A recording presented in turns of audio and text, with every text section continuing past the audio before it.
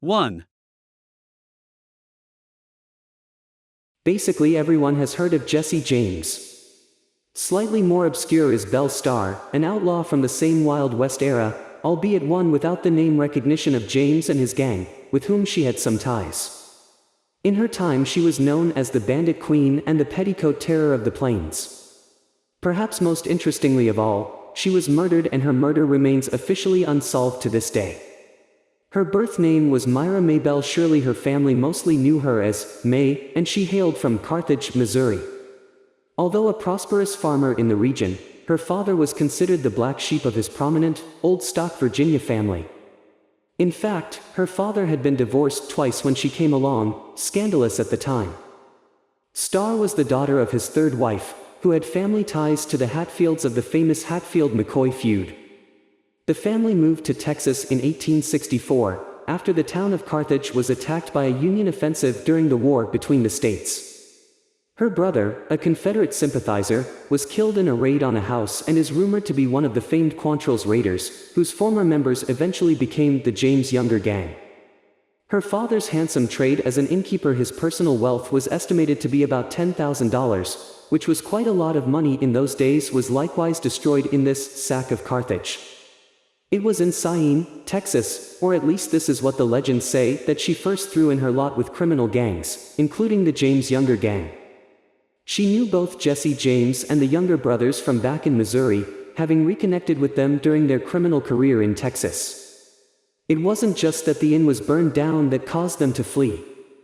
The armies of both sides of the Civil War marauded through the area around this time and everyone was forced to pick a side.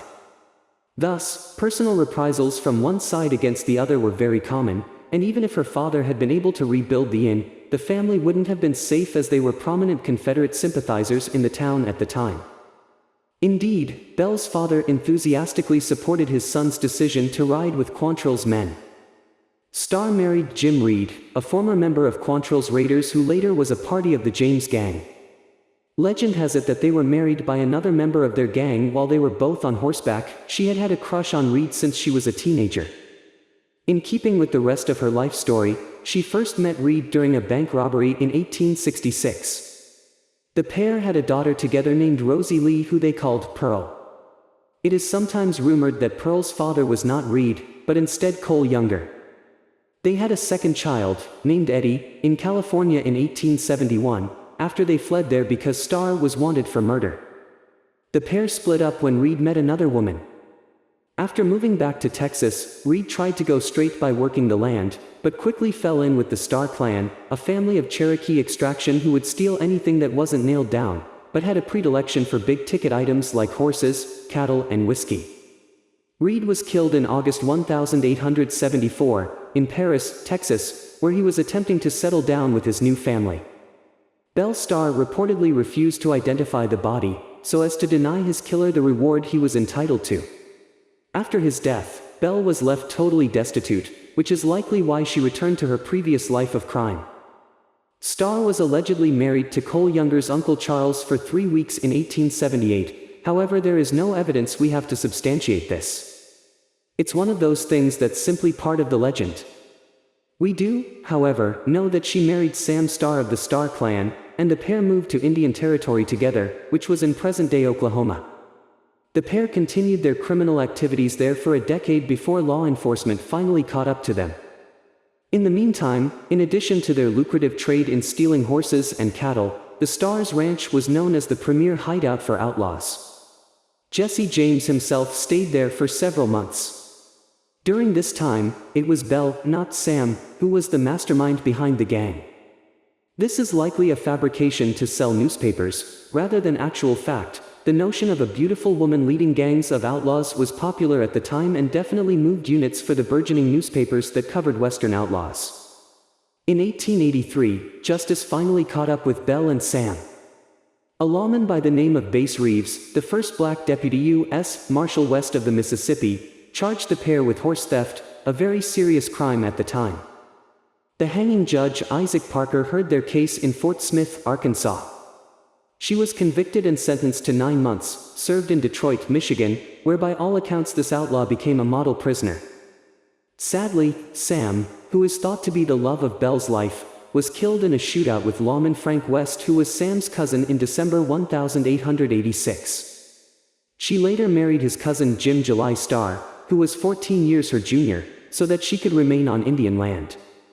Her numerous affairs with men such as Jack Spaniard, Jim French, and Blue Duck, with whom she appears in one of her most famous photographs, were the subject of tabloid news during her day. Starr was killed 2 days before her 41st birthday, on February 3, 1889. She was ambushed while riding home from a neighbor's house. Once she fell off of her horse, she was shot again to ensure that she was dead. The legends say that she was killed with her own shotgun. Frank Eaton, better known as Pistol Pete, tells a different version of the story. He claims to have witnessed a man named Edgar Watson kill her on her way home from a dance where she spurned him. He also claimed that Watson was convicted of the murder and hanged. Yet another version of events holds that Edgar Watson was indeed the man who killed her, but that there were no witnesses. He allegedly escaped justice after killing Starr because she planned to turn him in for a reward that was being offered in connection with a murder he had committed in Florida. Another version says that Starr was murdered by her own son after she beat him for mistreating his horse. There are a few reasons that Belle Starr became a legend in her own time. She was the fashion plate of the James gang, often riding side saddle, and was a crack shot rival of Annie Oakley. Her public image was of her sitting side saddle on a horse adorned in black velvet, wearing a plumed hat, though sometimes she preferred buckskin, and moccasins holding double pistols and with bandoliers laid across her lap. It was this public image that led to Starr being a wildly popular figure in dime novels of her day, as well as the National Police Gazette, a leading true crime magazine of the time. Belle Starr, the Bandit Queen, or the female Jessie James, was the biggest book about her, penned in 1899 by National Police Gazette publisher Richard K. Fox, which is still considered one of the best historical sources about her. One of the primary pieces of pop culture celebrating her life is Belle Starr, a 1941 Western film. There is also a 1968 spaghetti Western called The Belle Starr Story, in addition to a number of other films, television shows, and books for those who are seeking to learn more about this singularly iconic figure in American history. Belle Starr is part of a tradition in American history of America's love affair with the outlaw. A fascination with and an admiration of those who live by their own laws is deeply embedded in the American psyche. 1. Everybody loves a good vanishing act. Literally hundreds of mysterious disappearances lurk in American history. What happened to Amelia Earhart, the famous female aviator of the 1930s? Or to Judge Joseph Force Crater, who disappeared in the summer of 1930? Or to Jimmy Hoffa, the Teamsters chief who went to meet a Union official and was never seen again? One thing we can safely assume is that these were involuntary disappearances. Earhart's plane went down somewhere in the Pacific on a round-the-globe flight. Crater had some unsavory companions and was last seen carrying a great deal of money. Though Crater's young mistress, Sally Lou Ritz, did disappear within weeks of Crater and, like him, has never been seen since. And Hoffa, well, Hoffa had a lot of enemies. But the story of Etta Place is rather more mysterious because it would appear that she chose to disappear, not long after the reported deaths of her lover, Harry Longabaugh, and his friend, Robert Leroy Parker, better known to posterity as the Sundance Kid and Butch Cassidy. What makes her story doubly mysterious is that we know neither her real name or from whence she came. Catherine Ross did a wonderful job fixing her image in the public consciousness in the 1969 movie Butch Cassidy and the Sundance Kid, elevating her to near iconic status, but all that did was birth a generation of Etta Place fans. I would never claim to be a true Etta Place aficionado. I happened on the conundrum she poses quite by accident. In fact, I was a little surprised that the world had simply swallowed Etta up. But I quickly learned that except for about 12 years at the most, Etta Place didn't exist. The majority of the experts agree that Butch and Sundance probably met Etta at a bordello around 1900. The Pinkerton Agency, which had a strong interest in Etta, described her as attractive, speaking with an educated tone. Estimates of her birth year range from 1878 to 1882 or 1883. Rumors suggest that she was a cousin of Longabaugh's, since Longabaugh's mother was a Place. Speculation is that she and Sundance had met sometime around 1900. The last recorded appearance by Etta was in summer of 1909 in San Francisco, the year after Butch and Sundance were reportedly killed in a gun battle with Argentinian soldiers. Indeed, there are those researchers who say that Etta died in South America as well. But a woman of Etta's description attempted to secure documents declaring Sundance dead. She was unsuccessful, and the woman known as Etta Place rode off into the sunset. Acquaintances, what few there were, called Etta beautiful and said that she spoke with a refined accent. Without ever saying anything explicit, she indicated that she hailed from the East Coast. Pinkerton Detective Agency reports supported this as well. Only a handful of people knew her well enough as Etta Place to offer descriptions: Annie Bassett, Josie Bassett, and Laura Bullion among them. This trio of young ladies were the girlfriends of various members of the Wild Bunch, the outlaw gang of which Butch and Sundance were a big part. For years, Annie Bassett has been rumored to have been Etta Place, and recent photographic analysis claims that Annie and Etta were the same woman. But too many documented elements of Annie's life conflict with the documented elements of Etta's life. During two separate periods, when Etta is known to have been in South America with Butch and Sundance, Annie Bassett was either under arrest, on trial, in jail, or getting married in the US. Difficult to do if you're in South America. Odds are that Etta or Ethel Place was not her actual name. The maiden name of Sundance's mother was Place. Other claims, none substantiated, make her a music or school teacher. All that's known for certain is that she spoke with a refined, possibly British accent and claimed to have come from the Northeast. Intrigued by the mystery of Etta Place, I decided to see what I could add to the story. I'm a firm believer in Occam's razor. In short, the simplest explanation is usually the correct one. Near unanimous consensus among researchers is that Butch and Sundance met Etta at Fanny Porter's brothel in San Antonio sometime in 19. The United States Census is a marvelous thing. Beginning with 1790, it has been taken every 10 years. And, since I had a city San Antonio and a head of household Fanny Porter, I thought it would be beneficial to look at the 1900 census of Behar County, since that's the nexus year, the year they all came together. Lo and behold, there was Fanny Porter, running a boarding house. Euphemisms are great things. Fanny, herself little more than a girl in 19, claimed to be of British extraction. The birth dates did not help all that much. Of the 5 girls in Fanny's boarding house, all were born in or around 1878-80. One girl in the household intrigued me beyond the others. 22-year-old Madeline, sick, Wilson appears in the census immediately beneath Madame Fanny. Like Fanny, she is listed as of English birth, immigrating to the United States in 1884 when she was 6. Now here's where the conjecture has to come in. It is quite possible that she had changed her name, but does that dictate that she would have changed her date of birth, country of origin, and date of immigration? And a British accent, tempered by 16 years in America, might be described as refined. And Madeline Wilson disappears after the 1900 census, when Etta was in her period of historical significance, as the historians would say. Now, none of this proves anything, but it is worth noting, and adds yet another possible suspect to the continuing hunt for Etta Place.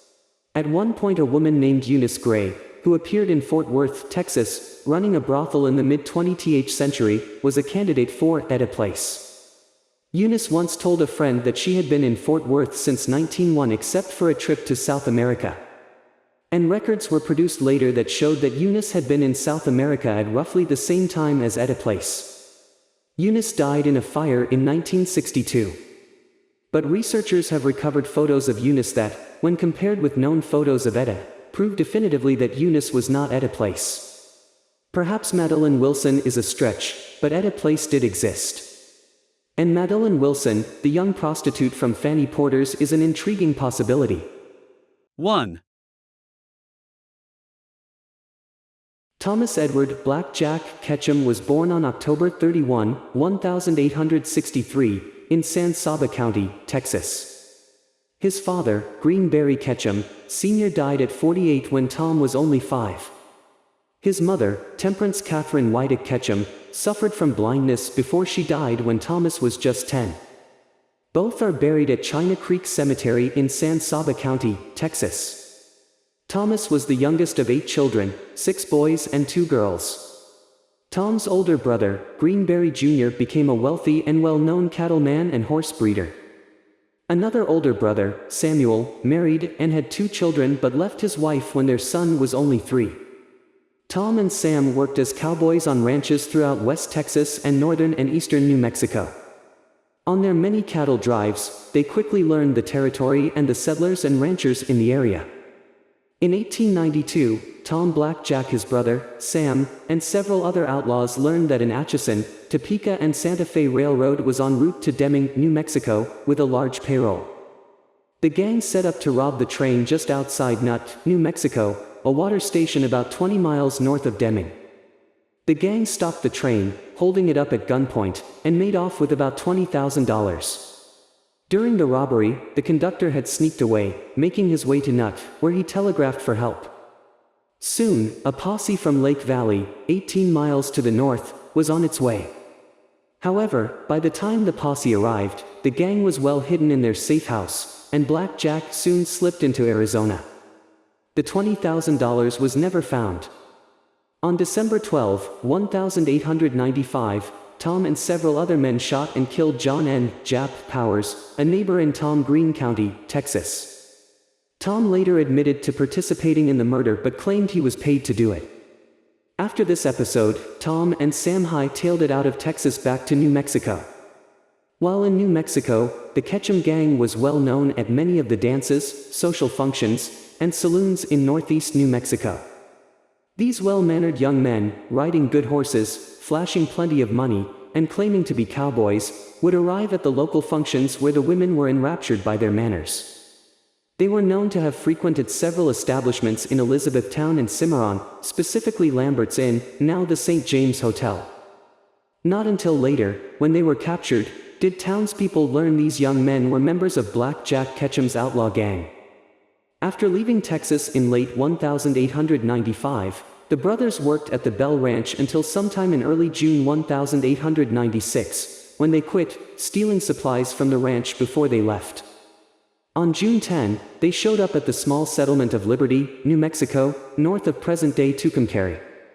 During the night, they robbed a local store and post office operated by Levi and Morris Herstein. After the robbery, the Ketchum brothers rode Hart to the Pecos River, with Levi Herstein and several other men chasing them. A gun battle ensued at the Pecos River, leaving most of the posse dead. The brothers then headed west to Arizona, where they sometimes rode with Butch Cassidy's Wild Bunch. Apparently, the Ketchum gang felt confident in robbing trains between Folsom and Des Moines in this area of New Mexico. The area was where the old wagon road crossed the Colorado and Southern Rail tracks near Twin Mountain. Their habit was to stop the train and uncouple the mail and express cars, which were then taken about 1.5 miles down the track and looted. On September 3, 1897, Blackjack and his gang were back at it, robbing another train, making off with about $20,000 in gold and $40,000 in silver. They escaped after the robbery, hiding in a cave south of Folsom, New Mexico, where they remained until the next day. On July 11, 1899, the gang struck again, this time without the help of Blackjack. After camping at the head of Dry Canyon in northeast New Mexico, Sam Ketchum, Bill Carver, and Elza Lay, aka William McGinnis, made off with some $50,000 from the train in Folsom, New Mexico. A posse soon pursued them to a hideout near Cimarron, New Mexico.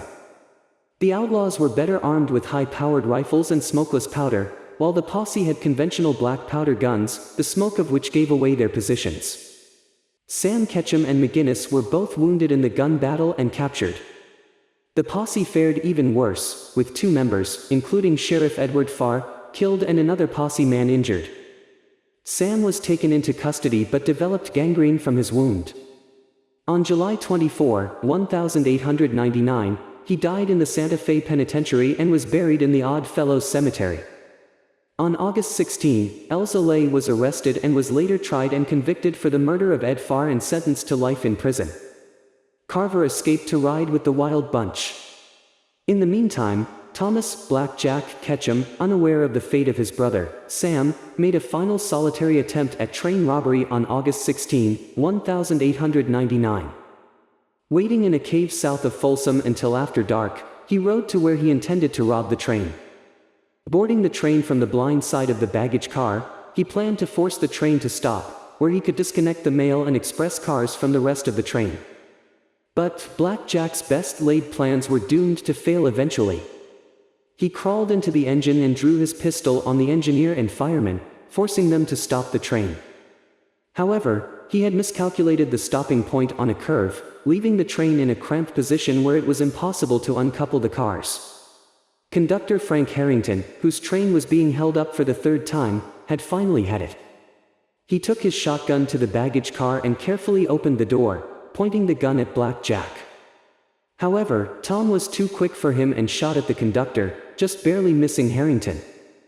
Harrington also shot about the same time, hitting Blackjack in the right elbow, almost severing the arm.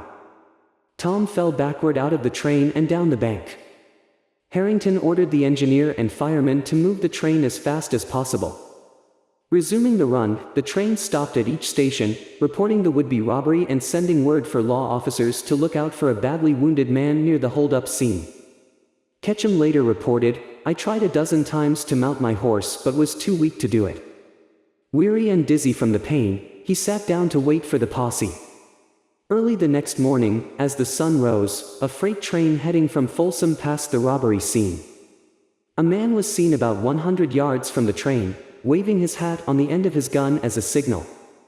When the train was stopped and the conductor and brakeman approached, Blackjack drew a gun on them. The conductor said, "We just came to help you, but if this is the way you feel, we will go and leave you." Blackjack responded, "No boys, I am all done, take me in." In other accounts, Sheriff Saturnino Pinard is credited with the arrest. Blackjack was carried to the train, placed in the caboose, and taken into Folsom. At first, Blackjack stated that his name was George Stevens and that the would-be robbery was his first attempt at a hold-up and a mighty poor one. He was taken on the first passenger train to Trinidad, Colorado, and placed in San Rafael Hospital, where his arm was amputated. When he could travel, he was taken to Santa Fe for safekeeping. Later, he was transferred to Clayton, New Mexico, for trial, where he pleaded innocent, but the judge found him guilty and sentenced him to death by hanging. The hanging was delayed several times until lawmen heard rumors that the old gang would attempt to free Tom. Therefore, a decision was finally made, and the hanging was scheduled for April 26, 1901, at 8:08 a.m. The hanging was a big attraction, with stores closing and saloons remaining open, doing a brisk business. People came from all over the area to see the big event, where the local lawmen were selling tickets to view the hanging and little dolls of Tom hanging on a stick. However, the town of Clayton had no experience hanging a man, and there was a debate concerning the length of the rope. The night before the scheduled hanging, the rope was tested by attaching a 200-pound sandbag to the noose and dropping it through the trap. Finally, at 1:13 p.m., Thomas "Blackjack" Ketchum was taken to the scaffold. While adjusting the hood, Ketchum stated, "Hurry up, boys, get this over with." Finally, Sheriff Garcia took 2 blows with a hatchet, cutting the rope, and Tom fell through the trap. Unfortunately, the inexperienced hangman had forgotten about the sandbag they had used to test the rope, and its weight caused the rope to be as rigid as wire. When Blackjack fell through the drop, he was immediately decapitated. The black hood pinned to his shirt was the only thing that kept his head from rolling away. A few minutes later, the doctor pronounced him dead, then sewed his head to his torso before the burial at Clayton's Boot Hill at 2:30 p.m. In the 1930s, his body was moved to the new cemetery in Clayton, where it remains today. Blackjack Ketchum was the only person ever hanged in Union County, New Mexico. He was also the only person who suffered capital punishment for the offense of felonious assault upon a railway train in the state of New Mexico. Later, the law was found unconstitutional, but way too late for Thomas Ketchum. According to the Annals of American Jurisprudence at the time, he was the only criminal decapitated during a judicial hanging in the U.S. The only other recorded example was in England in 1601.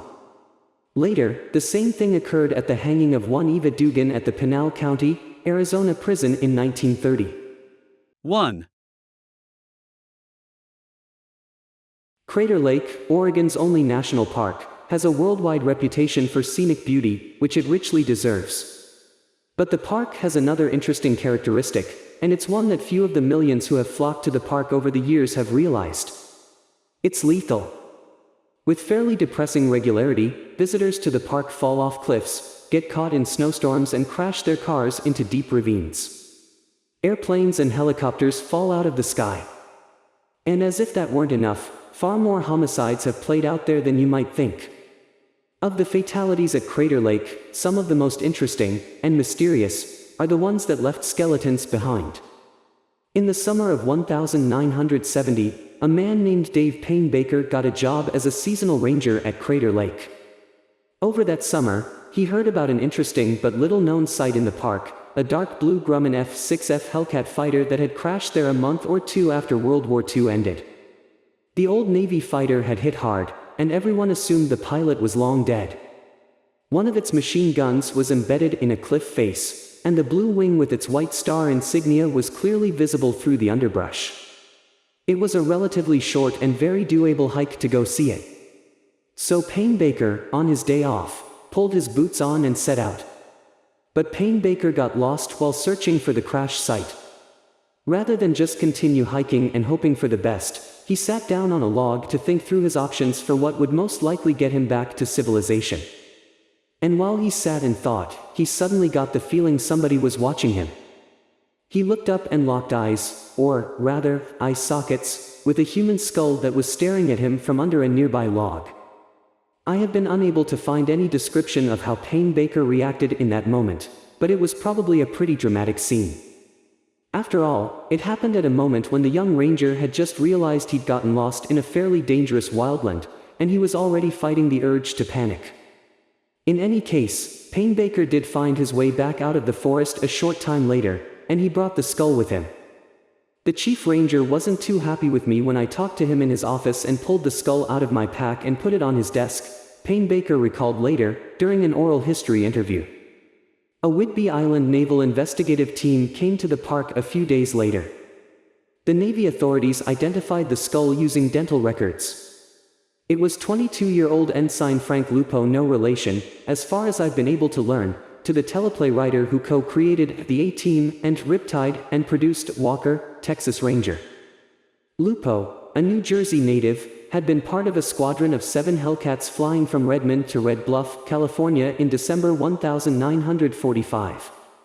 The 7 of them had been struggling a bit with the weather, and the cloud ceiling was at about 6,000 feet, less than 2,000 feet above the rugged terrain they were overflying. The ceiling steadily lowered until the planes were at 500 feet above the treetops. Then snow and mist closed in and the pilots could no longer see the ground. They were flying with instruments now. When they emerged from the fog, there were only 6 of them. The Navy returned Lupo's skull to his still surviving mother, who finally, 25 years later, got to bury her son. On February 26, 1975, Jean Nunn drove to the airport in Klamath Falls and dropped off her husband, Dave, along with her daughter and grandchild. Dave was flying the 2 back home to Salem in his blue Cessna 182.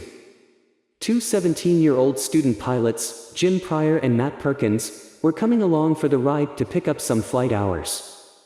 The plane landed in Salem as planned, and then Dave, Jim and Matt strapped themselves back into the Cessna for the short flight home to Klamath Falls. Jean, feeling a little chilled, went to bed early that night. She woke up early, too. Very early. I woke up at 9:30 p.m. with the sensation of a hand on my leg, she recalled in a 2007 interview with Lee Beach of the Klamath Falls Herald and News. I looked at the clock. I knew.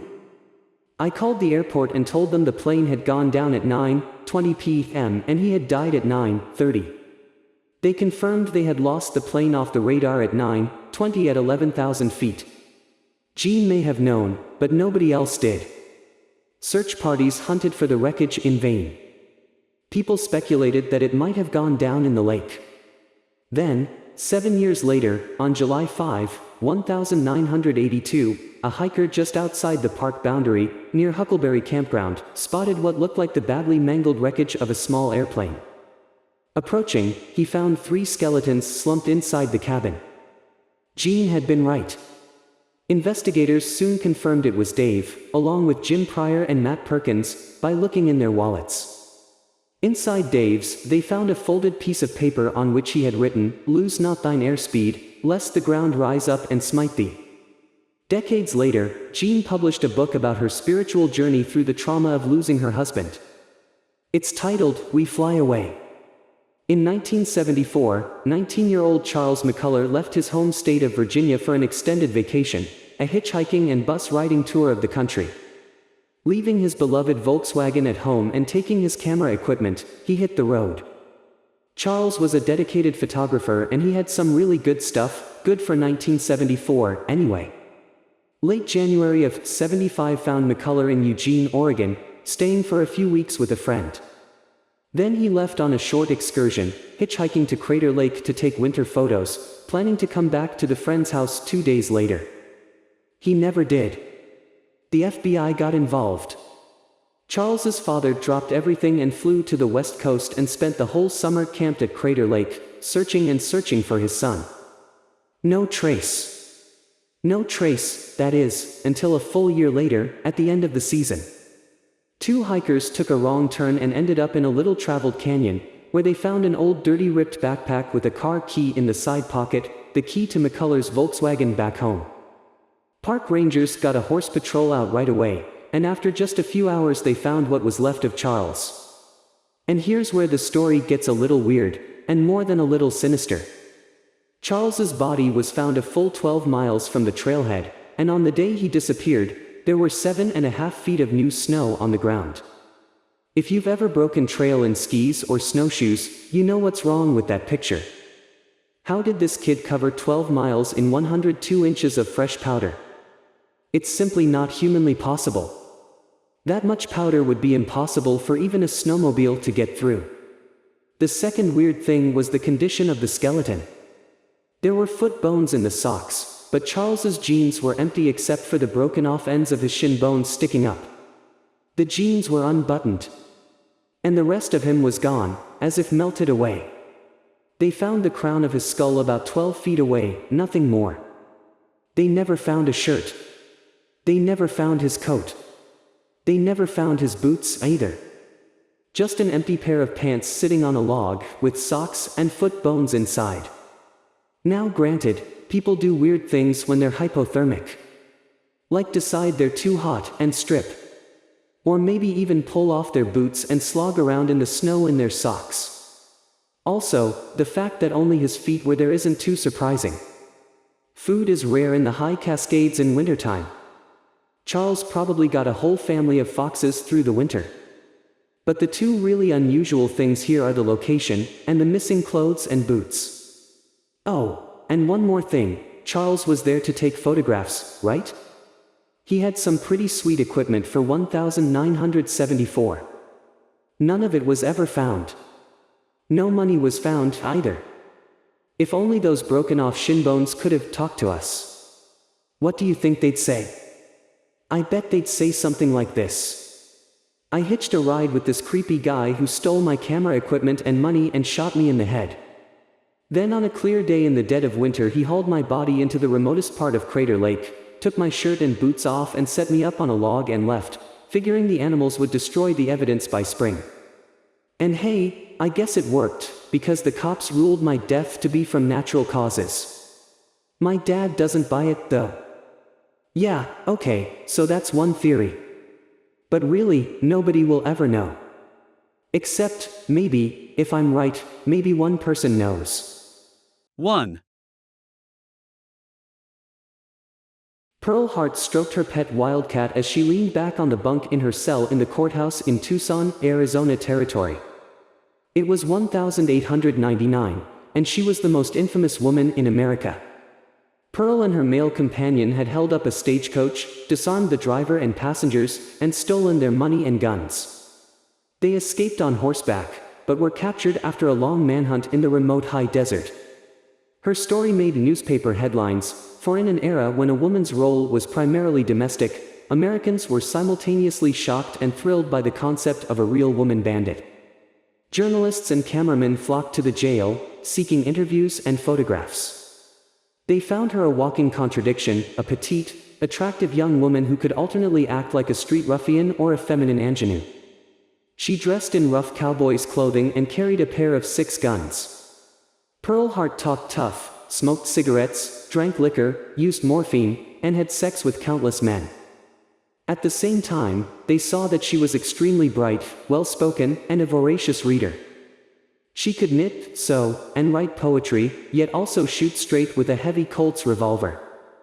Americans had never seen or heard of anyone like her. The public interest in Pearl Hart grew so intense that Cosmopolitan magazine sent 2 correspondents to seek an in-depth interview. Even in 1899, Cosmopolitan was the country's most popular women's publication. The journalists met a friendly, talkative woman in her late 20s, with her long brown hair tied up in a bun. She wore a man's dark-colored shirt, open at the neck, and trousers held up by suspenders. Pearl loved publicity, and despite the fact that she had been charged with stagecoach robbery and faced a long prison term, she had no qualms about telling her story. When I was but 16 years old, and while still at boarding school, I fell in love with a man I met in the town in which the school was situated. I was easily impressed. I knew nothing of life. Marriage was to me but a name.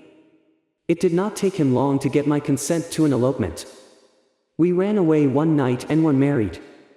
I was happy for a time, but not for long. My husband began to abuse me, and presently he drove me from him. Then I returned to my mother, in the village of Lindsay, Ontario, where I was born. Before long, my husband sent for me, and I went back to him. I loved him, and he promised to do better. I had not been with him 2 weeks before he began to abuse me again, and after bearing up under his blows as long as I could, I left him again. This was just as the World's Fair closed in Chicago, in the fall of 1893. Instead of going home to my mother again, as I should have done, I took the train for Trinidad, Colorado. I was only 22 years old. I was good-looking, desperate, discouraged, and ready for anything that might come. Pearl continued on in detail, describing her adventures and misadventures on the Arizona frontier. The 2 correspondents, scribbling furiously, wrote it all down, oblivious to the fact that they were helping create one of the most enduring legends of the American frontier.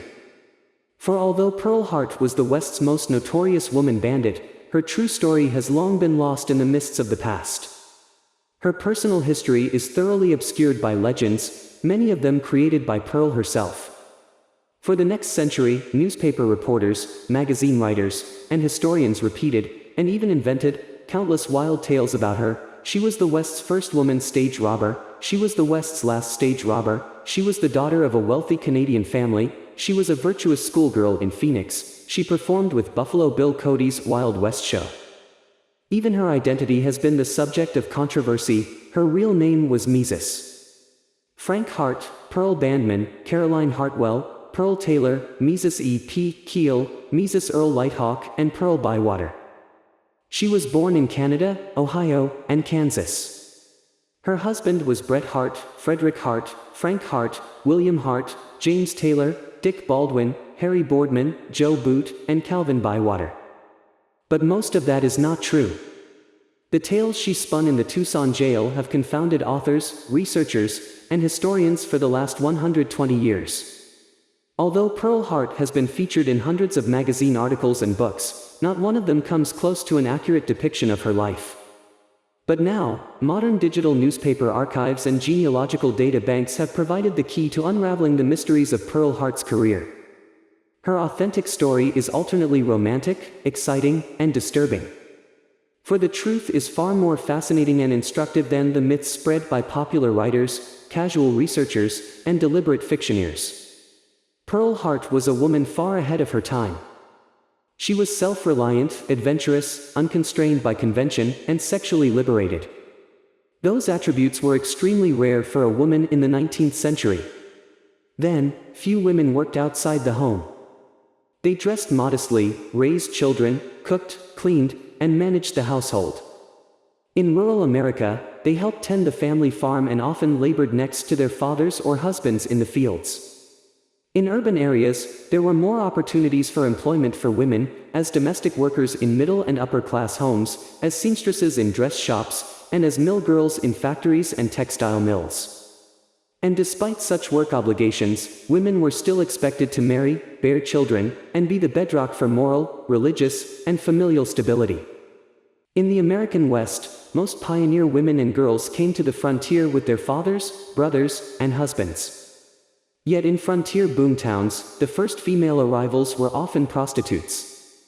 As the lyrics of a popular song of the 1849 California Gold Rush proclaimed, "The miners came in 49, the whores in 51, and when they got together, they produced the native son." In that era, there were no welfare subsidies, no unemployment benefits, and no job security. For poor, uneducated, and unskilled women, prostitution often provided the only means of survival. Because of the huge gender imbalance on the frontier, prostitutes in the West were not held in the same disrepute as those in the East. Yet the life of a so-called fallen woman was brutal and debilitating. Many died of alcoholism, drug abuse, and violence. But many more left the profession, married, and led stable and respectable lives thereafter. Among the most notable examples are Josephine Marcus Earp and Allie Sullivan Earp, the wives, respectively, of Wyatt Earp and his brother Virgil. Both lived to old age, dying in the 1940s after leaving memoirs of their famous husbands. Modern research has revealed that both Josephine and Allie had been frontier prostitutes in the 1870s, and their husbands were fully aware of their pasts. Myths about women in the Old West abound, and Hollywood has been the leader in creating them. Beginning in the 1920s and 30s, a staple in Western films has been the cowgirl, a woman who rode and dressed like a man, wore blue jeans, boots, and a cowboy hat, and often sported a six-shooter hung low from a cartridge belt. That was a screenwriter's fantasy, for cowgirls did not exist in the Old West. The term first appeared in the 1880s and was used to describe female performers in Wild West shows. In that era, women on horseback wore skirts and rode side saddle. For a woman to ride like a man astride a horse was considered sexually suggestive and highly improper. Prior to 19, women almost never wore men's trousers. In fact, most communities had laws against cross-dressing, and women who ventured out in male attire were subject to arrest. Split skirts first became popular for female bicyclists during the bicycle craze of the 1890s. But split skirts for horsewomen were virtually unknown before 19, and such attire continued to be scandalous until the 1920s. That is why the American public was shocked by widely published photographs of Pearl Hart, wearing men's clothing and armed to the teeth with a Winchester rifle and a brace of revolvers. Most Western filmmakers have been almost clueless about how women looked, dressed, and acted in the real West.